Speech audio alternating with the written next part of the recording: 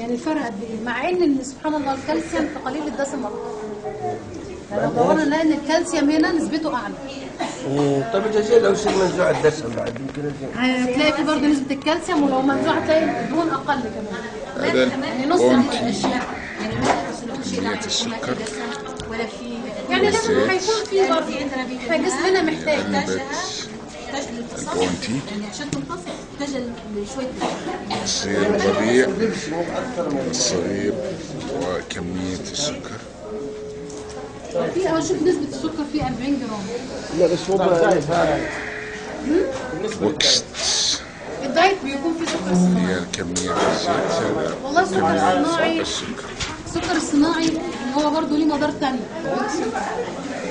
انت عارف المشكله عندك في البيبسي ده ان هو بيعمل لك هشاشه في العظام لان نسبه الستريك اسيد فيه عاليه. طب ليه الواحد ما ياخدش الاشياء الطبيعيه؟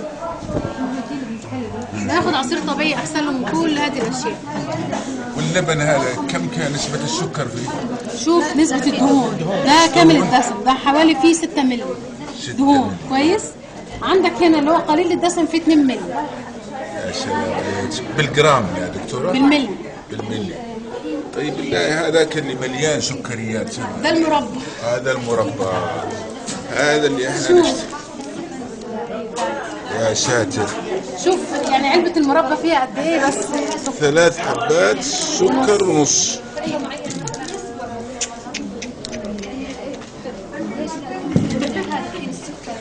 ايش كمان اللي فيه السكر يا دكتورة؟ هذا شوف الشوكولاتة. الشوكولاتة هذا فيها قد ايه نسبة مثلا اللي هو الجلاكسي. شوف قد ايه الدهون وقد ايه السكريات الموجودة فيها. علبة هالجلاكسي. ده جلاكسي. يعني احنا بنقول اللي ما عندوش سكر ما عندوش كوليسترول ونفسه ان هو ياكل اي حاجه ممكن انت تكتفي تاخد مربى. مين فينا عنده سكر؟ كم اكل ايش؟ ممكن تكتفي تاخد مربى لو نفسك مثلا مربى واحد. طيب انا اشرب هذا يا دكتورة دائما. شوف احسن اللي هو في نفس النوع اللي هو الربيع. في عندك البرتقال. ايوه ده شوف هنا كل حاجه بيكون فيها السعرات الحراريه. ده في ال 100 مللي في 60 سعر. يعني معنى كده ان العلبه دي فيها 120 سعر حراري. لو انت جبت البرتقال الربيع الصغير الربيع نفسه اللي هنا هذا لا مش ده نفس الشكل ده. ايوه هتلاقي فيه ال 200 مللي فيه 60 سعر بمقام حبه فرق. اخف من هذا. طيب هذا دائما نشربه هذا الربيع.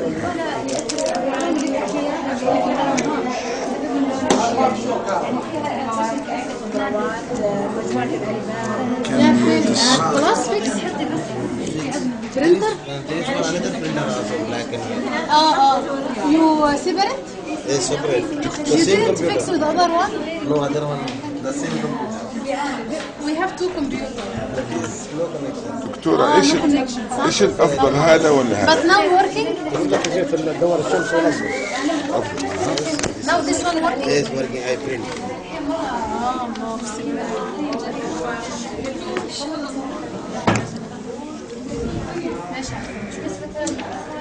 كمية السكر بعلبة